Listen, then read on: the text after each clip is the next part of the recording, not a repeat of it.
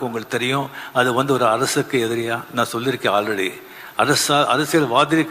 அரசியல்வாதிகளுக்கு எதிராக எடுத்த படம் அது கலைஞர் சார் அந்த படத்தை பார்த்தது மட்டும் இல்லாமல் அது வெற்றிலா கலந்து கொண்டு எல்லாருக்கும் சீஃப் கெஸ்டாக இருந்து கலந்து கொண்டு எல்லாருக்கும் கேடையை கொடுத்தாங்க. அது எதற்காகன்னு சொன்ன ஓன்லி ஃபார் சரவணன் சார் அந்த மரியாதை.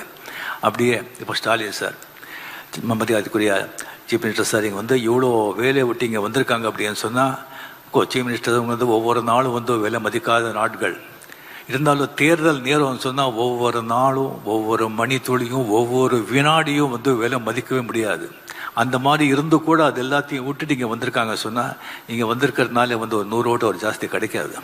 பட் இருந்தால் கூட அவர் இங்கே வந்திருக்காங்க சொன்னால் அது சரவணன் சாரோட எந்த மாதிரி வாழ்ந்திருக்காங்க எடுத்துக்காட்டு. அட் த சேம் டைம் நம்ம மரியாதைக்குரிய நம்ம சிஎம் அவர்களுக்கு என்ன மாதிரி ஒரு அன்பு பண்பு கொண்டவர், ஒரு உயர்ந்த உள்ளங்கிறதுக்கு ஒரு எடுத்துக்காட்டு.